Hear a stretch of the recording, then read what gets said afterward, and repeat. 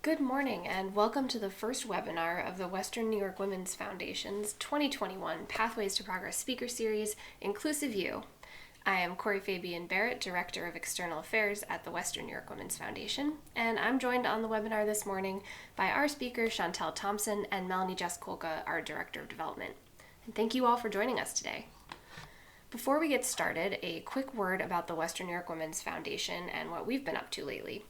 Our organization, as many of you know, exists to support and uplift the women of our community, a mission which has become even more critical during the pandemic. Over the last year, we've seen how a crisis of this scale especially disrupts the lives of women in our communities. These are just a somewhat random sampling of the many recent headlines painting a pretty bleak picture for women. And the worst part of it is, they aren't wrong. Due to the pandemic, working women have now lost more than 3 decades of labor force gains in less than a single year. This is catastrophic for women, for families, for employers, and for our community. The Western New York Women's Foundation has been sounding the alarm on this issue for almost a full year now, and we will continue lifting up the voices of women in our community. Because while women have been disproportionately affected by the pandemic, we also know that women can be part of the solution. To help on that front, through our All In initiative, we've released our best practice strategies for workplaces to support women returning to the office or workforce after COVID-19. Women are a critical part of the workforce, and right now, we have an opportunity to reimagine work and an economy that works for everyone, including all women. You can read more about these recommendations and download a handy printable flyer that you can share with your employer at wnywomensfoundation.org. And thank you for making the time to join us on this webinar today. We know your time is precious and we appreciate your support of our work.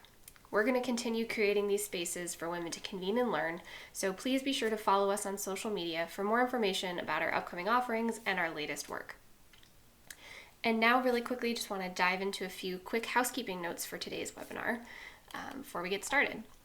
So we will be online talking with you all for about an hour today, with time for questions at the end of a formal presentation. This full session is also being recorded and will be freely available online afterwards if you want to watch it again or share it with a friend or colleague who wasn't able to join us today. In your control bar at the bottom of the screen, you'll see that we have both a chat and a Q&A option for you today. These are slightly different, as Zoom webinar veterans in the audience may know. If you have a question for Chantele to ask at the end of the presentation, please click on the Q&A icon and send it through there. If, on the other hand, you have an experience that you'd like to share with everyone or a discussion you'd like to get going with your fellow attendees, you can put that over in the chat box, and that way everyone will see it. In either case, Melanie will be monitoring both of these spaces throughout the webinar, so don't worry if you get them mixed up. And now, without further ado, it is my pleasure to introduce Chantele Thompson, our speaker for today's session. Chantele is the Director of Diversity, Equity, and Inclusion for Child and Family Services and the founder and principal consultant of Complete Nonprofit Consultant Group. Chantele is a skilled diversity practitioner with experience in strategic planning, recruiting, training, program development, ministry and public speaking, workshop facilitation, grant writing, and grant management. She received her MPA and Master of Education from Regent University and a BA in Psychology, which focuses on child, family, and community studies and women's studies. Chantele has also participated in global missions work in Ghana, Ivory Coast, Dominican Republic, and Haiti. Currently, Chantele serves on many local nonprofit boards and is the board secretary for International Child Advancement. She also serves on the Diversity, Equity, Inclusion, and Belonging Committee for New York State's Children's Behavioral Health Coalition, the Undoing Racism Committee for the Council of Family and Child Caring Agencies, the African American Health Equities Task Force, and the Giving and Awareness Committee for the Buffalo Olmsted Parks Conservancy. In addition to all these amazing accomplishments, Chantele is also the co-founder of Black Girls Hike Buffalo. She's received numerous awards, including the Changemakers 30 Under 30 Award in 2012 and the Women Touching the World Award in 2017. We are so thrilled you could be with us this morning, Chantele. So let's take it away.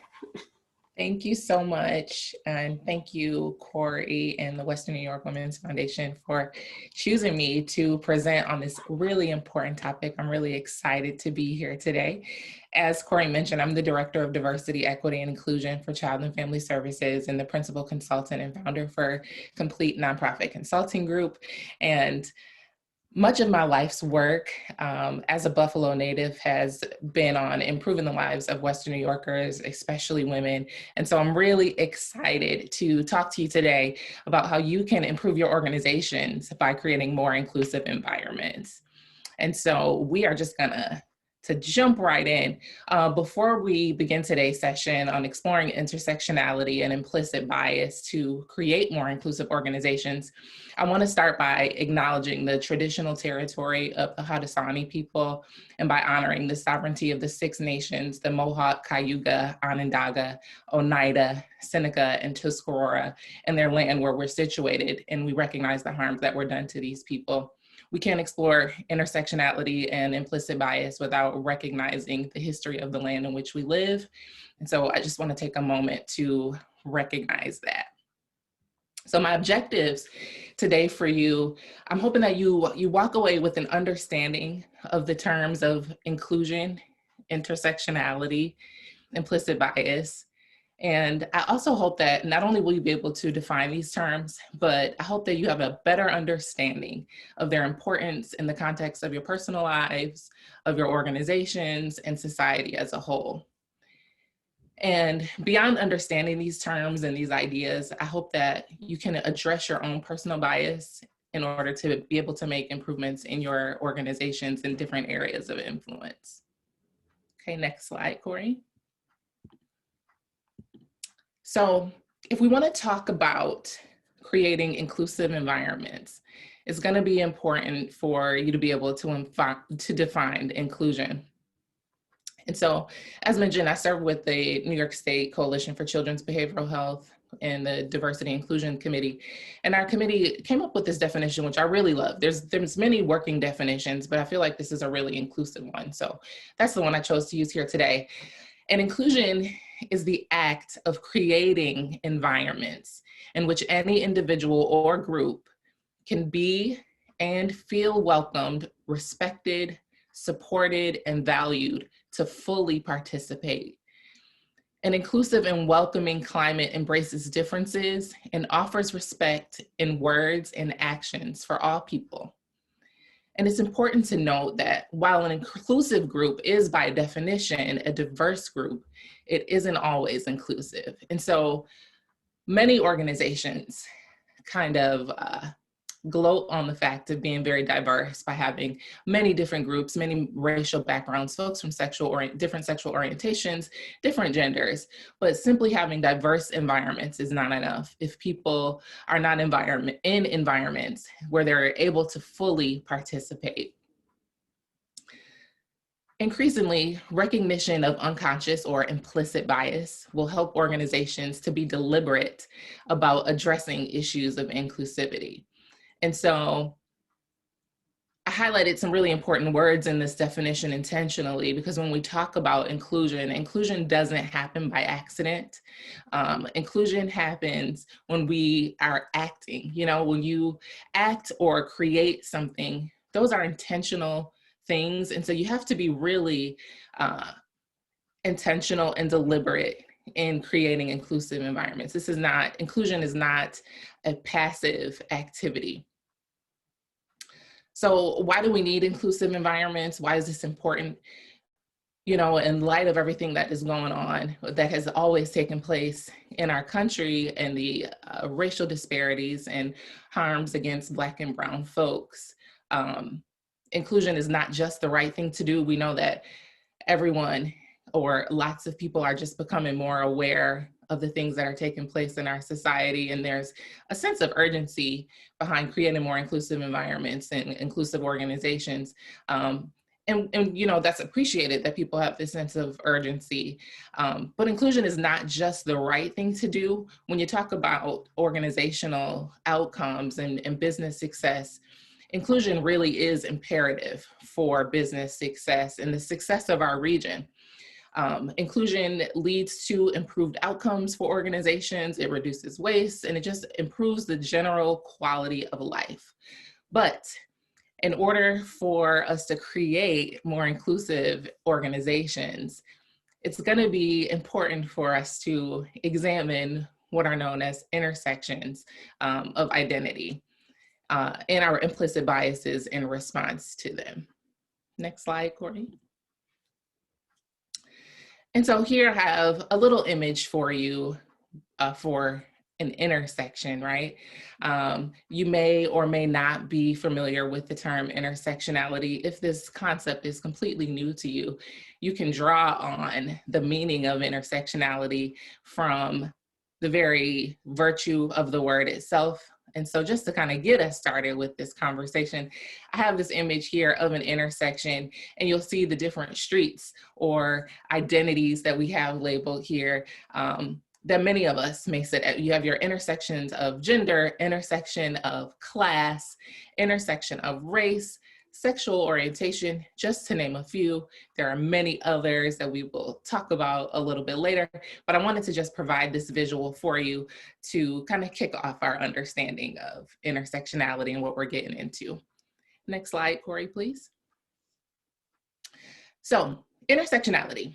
This term, it was coined by the thought leader, Kimberly Crenshaw. She is an attorney, an American civil rights advocate. She's also a professor at UCLA and Columbia Law University. And while intersectionality is kind of becoming more well known these days and kind of on the radar of more folks, this term was actually coined in the 1980s. And I just love Ms. Crenshaw's words. She summarized this recently in a video so beautifully, and I define that here for you on the slide. Intersectionality is a metaphor for understanding the ways that multiple forms of inequality or disadvantage sometimes compound themselves, and they create obstacles that often are not understood in conventional ways of thinking about racism or feminism or whatever social justice advocacy structures we have. It is a prism for understanding certain kinds of problems, not just race problem or not just a gender problem. And so when we think about intersectionality, intersectionality is not just a thing, but it's a tool that we can use to really understand many different problems in society. So in talking about creating inclusive environments and creating these spaces where people feel welcomed and respected, and creating organizations in a society where people can fully participate, we must first identify and we have to acknowledge how different groups experience inequality and disadvantage, and where these intersections meet and the obstacles that are created. And so in doing so, this is going to require a really deep dive into other previously accepted ideas about specific groups, a deeper dive into stereotypes and bias. And often, many of the dominant and conventional ways of understanding these certain groups are really rooted in white male dominance. And so we can use the concept of male versus female, right? And so when we think generally, often when we think generally about the concept of male versus female or woman versus man, people associate men with power and female with being emotional or sensitive, right?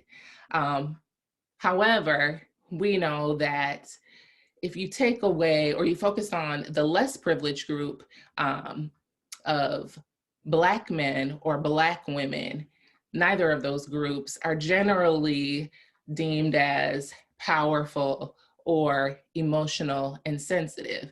In fact, it's quite the opposite for Black men, particularly in America. They are deemed as powerless, and oftentimes for Black women in America, it's quite the opposite of emotional and sensitive, but then there's the stereotype of the angry Black woman. And so exploring these different biases and exploring their relationships with history rooted in these conventional ways of understanding as it relates to white male dominance, we can understand the disadvantages of different groups. And so we use the image of intersecting identity to examine certain problems, whatever they may be. And so let's look at a couple more. You can go to the next slide, Corey.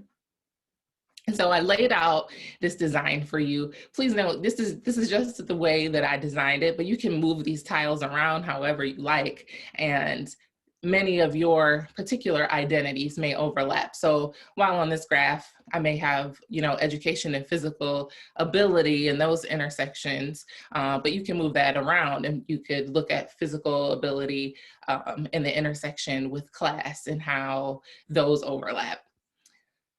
But I wanted to lay this, I wanted to lay this out for you to just get you thinking about the different identities and the different intersections in which you stand. And so Ms. Crenshaw, she teaches that identity is not just a self-contained unit, but identity is a relationship. And these are her words, and I'm paraphrasing here, but I think she says it so beautifully. Identity is a relationship between people, between community, people in history, people in institutions. And so your organization is really gonna succeed at creating inclusive environments when you can consider these individual relationships. When we think about a political affiliation, for example, and how us as women, we identify with a certain political affiliation, we can only really come to understand those particular relationships with political affiliation when we think back to the relationship with women in history as it relates to our right to vote and having a political voice. At one point, this identity would not have even existed for us because women did not have a political vote. When you think about going even further back, before public education was made available for Black people, education for a Black person did not exist. And so in order to come to understand some of the disadvantages faced by Black folks in education, it's important to understand the relationships between Black people and community, Black people and our history, and Black people and the institution of public education. And so, as I mentioned, your organization is really going to succeed when you look at the different folks involved in your organization and the lives that you serve and the outcomes that you're looking for, and understand the relationships that exist at each of those intersections. Crenshaw writes that contemporary feminist and anti-racist discourse have failed to consider intersections of racism and patriarchy. And because of their intersectional identity as both women and people of color within discourses are shaped to respond to one or the other. And the interests and experience of women of color are frequently marginalized within both. And so we're going to get into some of that specifically to just show you how women of color frequently on the scale, when you think about anti-racist work or feminist work, how women of color, being less privileged group, are marginalized in these efforts. And that's really where the work of Crenshaw came in. Before we move along, I just want to lay out for you some of the differences between both equality and equity. Because if you want to have a successful organization, you can't just stop at examining the intersections and identifying how you go about undoing some of these biases, but action comes about by eliminating barriers. And that's where real equity work comes in. Our coalition defined equity as the fair treatment, access, opportunity, and advancement for all people, while at the same time striving to identify and eliminate barriers that have prevented the full participation of some groups. Tackling equity issues requires an understanding of the root cause. And so those root causes, again, go back to some of those historical relationships and the relationships between institutions. So you want to, in order to create equity, you have to explore those relationships and go beyond the stereotypes and conventional understandings in order to overcome some of the outcome disparities that exist in our society. And so if you see this graphic here, many of you have probably seen it before, some similar to it. When you think about equality, Equality says we give everyone the same thing. Everyone has the same opportunity. Pull yourself up by your bootstraps. This is America. We all have access to the same tools, right? And so this graphic shows that everyone, no matter their situation, no matter their circumstance, gets access to the same bike, same size. Do with it what you can. And you see some are not able to use the tools given to them at all.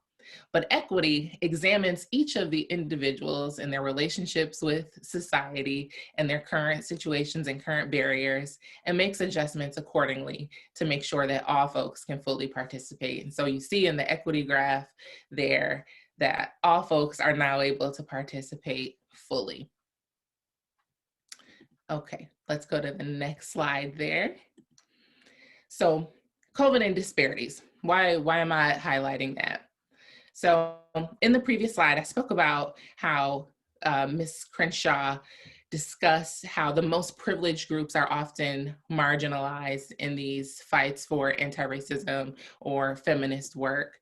And so when we think about some of the COVID disparities that exist, we know that women overall are faced with many challenges. As Corey brought in the presentation, she discussed how many women are out of work and the differences with, I believe she said in 1 year, centuries of labor equity have been undone.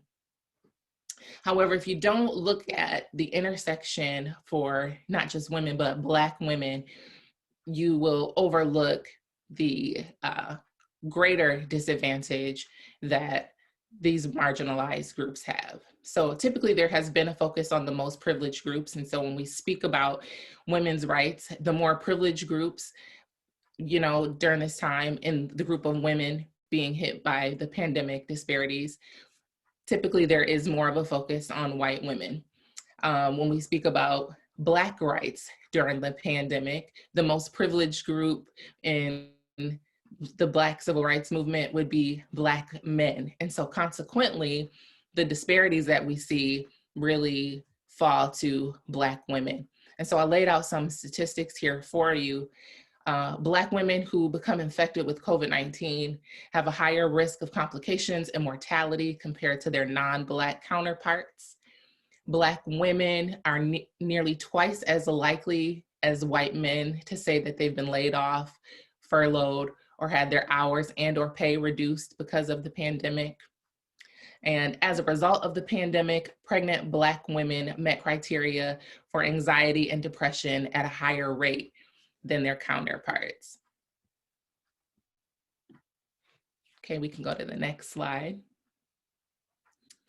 Another disparity, maternal health. And so we know that in the US, compared to many other developing or more developed countries, that maternal health in the US is, it leaves a lot to be desired. And when you think about maternal health and the fight for more improved maternal health, the less privileged group, being Black women, also face a disparity here. So Black women are 243% more likely to die from pregnancy or childbirth related causes. African American women are 1.4 times more likely to have a premature birth, more likely than any other race. Okay, and let's move along to the next slide. And so beyond gender, we know that there are privileged groups in sexual orientation, right? And so in our country, cisgendered folks are more privileged than transgender folks. And so I took some stats from the Black Census report for 2019, and I really wanted to look at how are transgender folks in the Black community faring off compared to cisgender folks in the Black community. And so 50% of Black transgender or non-binary respondents put off seeing a doctor for financial reasons, compared to 35% of Black cisgender respondents. 33% of Black transgender or non-binary respondents were not able to pay rent or mortgage, compared to 22% of Black cisgender respondents.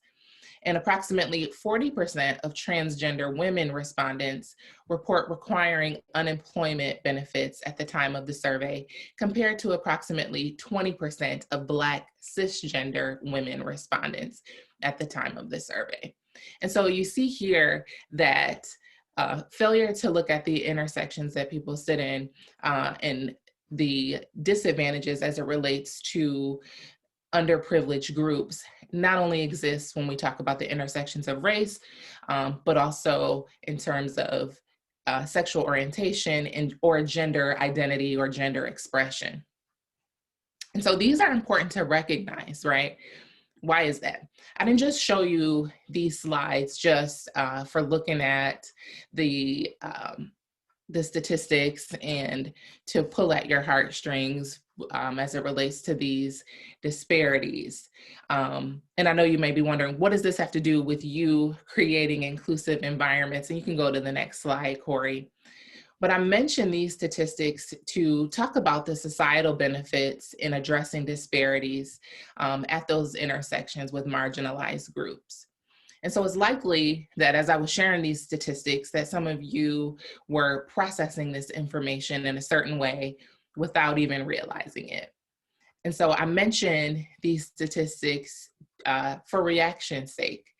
And so I encourage you to ask yourself, what did you feel in your body when I told you about the disparities of transgender folks? Or what did you feel in your body when I talked about the harm being done to Black women in maternal health? What were some of your initial reactions to these disparities? What stories about women in these groups came to your mind? Where did these reactions come from and why? You can go to the next slide, Corey. And so now we move into implicit bias. Implicit or unconscious bias refers to information, attitudes, and stereotypes that affect the way we process information subconsciously. And so I'll say that again. Implicit or unconscious bias, it refers to the information, the attitudes, and the stereotypes that affect the way that we process information subconsciously. And so many of the attitudes that we have come to have about certain groups came from the way we grew up, the environments in which we live, and we further reinforce these attitudes and these stereotypes every single day by virtue of the relationships that we are involved in. If you are on social media, you know that the way social media is set up, you are following all the people who generally think what you think and believe what you believe. And so you have this exchange of thoughts back and forth, reinforcing information and attitudes that ultimately have an impact on the way that you process information. Okay, so when presented with existing disparities of certain groups, Black women, trans women, poor women, Latinx, et cetera, you will process information subconsciously. And the processing of that information will certainly impact how you address the existing disparities in your organization. How you process this information is going to determine if you're willing or able to examine any of these intersections. And beyond that, how you process this information is going to determine if you're willing or able to do something about these existing disparities. Failure to address your implicit bias, failure to address the information and the attitudes and the stereotypes that impact the way you process information will, without question, impact the success of your organization. That will have a great influence on whether or not your organization is able to create an environment where everyone can fully participate, whether or not you are able to create an environment that's able to innovate and really serve people of all kinds. And we can go to the next slide. So with implicit bias, we all have them. It is a part of human nature. You may be biased towards or against many different types of groups. You may be biased towards many different intersections. The important thing is that you recognize where your biases are and that you work actively and being intentional, right? And being deliberate to address those biases for the sake of creating inclusive environments. So what can you do? What can you do to kind of begin to work on your own personal bias? First and foremost, you can learn about common biases. You can learn about certain groups. And you can start with the groups that you serve, start with the communities and populations that you serve, whatever your industry may be, and learning about the intersections that those folks sit at and some of the challenges. You can learn about some of the common stereotypes of those particular groups. If you're not affiliated with any particular organization, you can simply start with learning about the stereotypes and the common biases against the intersections that you sit. So I currently sit at several intersections, one being Black woman, the other being single mother. And so I can begin to unpack some of the common stereotypes as it relates to being a single Black mother in America. And so starting with learning about some of those biases against me, and then moving into learning about some common biases against other folks. It's also going to be really important in terms of undoing some of your own bias is to be intentional about your relationships. It's going to be important that you begin to formulate real relationships with folks who don't look like you. It's important to establish relationships with folks who are in some of the less privileged groups than your own. And I'm not talking about I have Black friends kind of way of developing relationships, but developing real intimate relationships with people in marginalized groups that you don't necessarily identify with. I've heard it said that contact is not connection. And I think that's so powerful. Contact is not connection, but I encourage you in the undoing of your implicit bias to create real friendships. I'd like to add that being friends with someone on social media is also not a relationship, but it's going to be important that you are intentional about developing real relationships, learning about people, where they come from, their hopes, their dreams, their fears, their interests, finding commonalities, and being intentional about it. And so I don't encourage you, you're not going to just jump right in and be besties with the Black girl at work or jump right in and look for your next gay male best friend.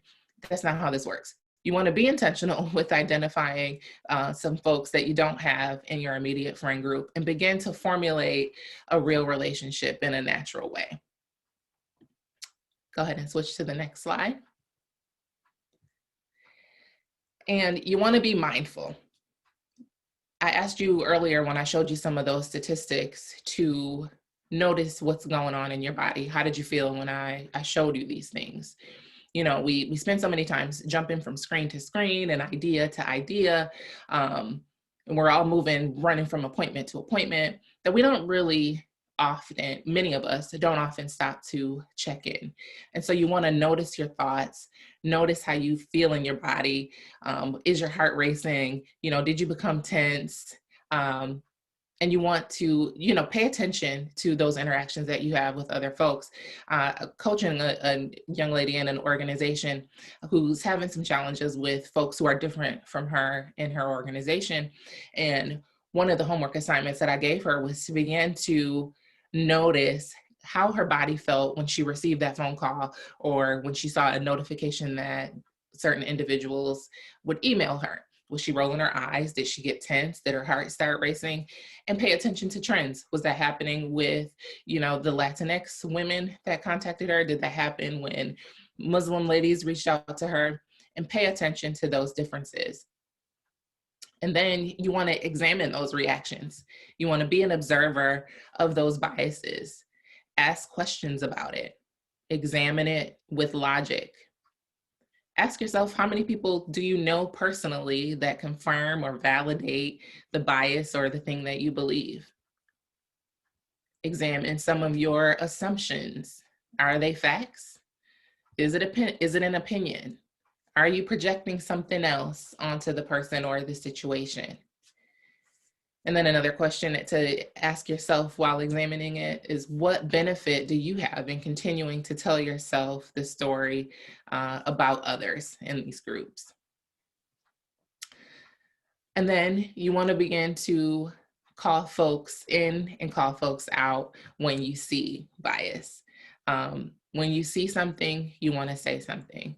And that comes with practice. It's not something that happens easily, but as you begin to notice implicit bias or moments of it in your organization, it's important to call it out as it is. And so dealing with implicit bias, as I've shown you in the disparities with transgender versus cisgender groups, the intersection of Black women, without acknowledging these intersections that people sit, without examining and unpacking your own implicit bias, it really is a detriment on a micro scale to your organization, to your immediate community. But at a macro level, these implicit biases really impact all of society, okay?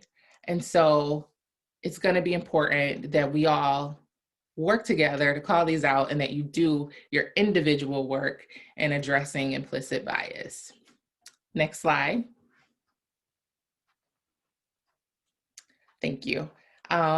If your organization needs additional help with creating a more diverse and inclusive and equitable environment, I'm certainly available to help. Complete Nonprofit Consulting Group offers Mission DEIB, and I'm available to assist with that. There is my contact information. You can reach out at 716-404-5090, and I'd be glad to see what I can do to help move your organization along in creating more inclusive and equitable environments.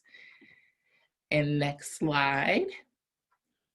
With that, I am finished. If there are any additional questions, I am happy to answer them. And so I will turn this over to the ladies at Western New York Women's Foundation. Thank you so much, Chantele. That was a great presentation. Super informative. I'm sure everybody else thinks so too. And just a reminder, please keep your questions coming. Send them through the Q&A button at the bottom or through the chat box. We're monitoring both. So we have a few questions to get started. First one, Chantele. So I'm not a boss or manager at my organization. What are some things I can do to make my workplace a more inclusive environment? That's a really great question. As I mentioned, making your workplace a more inclusive environment will really start with doing your own personal work. So recognizing your own bias, paying attention to the intersections that exist with the identities of folks that you work with, and being intentional about including them and involving them in your immediate areas of influence. I would encourage, if you have relationships with the powers that be, to have a discussion about where your organization is with inclusion activities and what goals your organization has around inclusion. I think it's a hot topic right now. And so I don't think it would be anything unusual to explore those questions. And so I start there. Do your individual work with the influence that you have in your department, calling people into conversations about inclusion when you witness bias, and then finding out and getting clear on what your organization is doing to create more inclusion. Great, thank you. Okay, next one. Okay, so it's been extra challenging to have these types of conversations in virtual workspaces, with everything happening over Zoom or Microsoft Teams or Google Meet. Do you have any tips or suggestions for how to navigate that? Yeah, that is tough. I actually joined a new organization mid-pandemic, so everything was virtual. One thing that I always encourage when you're having the tough conversations is to encourage everyone to have their cameras on. right? That's the first thing, because you want to be able to have these conversations with trust. And so that's going to require me to see your face, see your body language, for you to see me, and to know the tone and expression that's going along with it. And then I like to set up parameters around conversations when we start, always acknowledging that folks are entering the conversation at different levels of understanding, setting the ground rules for safe space and confidentiality, and no question is a stupid question. And so some like very basic things to establish trust in moving forward with the conversation. Great, thank you. Okay, next one. And again, just a reminder, keep your questions coming, everyone. So thinking about bias, I was wondering, could you talk a little bit about privilege, both like how somebody can work on self-assessment in terms of their own privilege and working with their colleagues and coworkers about their privilege and how it may affect others and may affect the work environment? Sure. So I'd like to use this conversation. An individual that I was working with at one point had a really difficult time with understanding what it meant to have white privilege. And for me, it's important to offer things in a way to bring people into the conversation. And so I had to help her separate herself from her white identity first. And we had to take a look at other identities or other intersections that she sat at, right? And so we explored what male privilege looks like, right? Because there's the male-female dominant relationship. And so we walked through the differences in male salaries or opportunities for men in leadership. We walked through what it meant for her to be a Christian woman, having the privilege as a Christian woman versus maybe a Muslim colleague.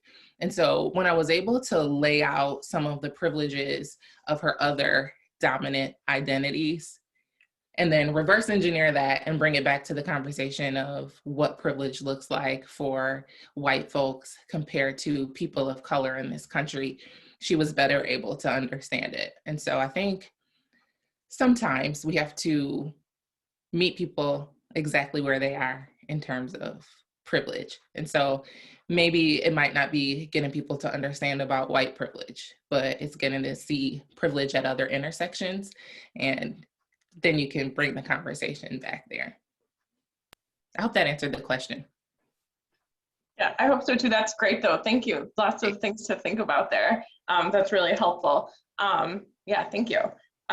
Okay, next one. For people who are leaders or bosses in their organization, what are some ways that they can start these conversations flowing downward with their colleagues and staff? For leaders, well, I think before you jump in and have conversations with your staff, I think it's going to be important to just take a snapshot of where you are with your organization. What does your organization look like? What dominant cultures exist? Are you a homogenous group? Pay attention to that, identify some of those intersections, look at the disparities that already exist there and lay those out. And then you can just start with finding out how folks feel. What are some things that they notice, or what disparities exist within your organization? What experience do people who are in underrepresented groups have in your organization? But more importantly than just opening up those conversations, when people start talking, be prepared to hear what they have to say. And it may not be things that you are comfortable with hearing or are prepared to hear, but making sure that people know that you're ready to listen.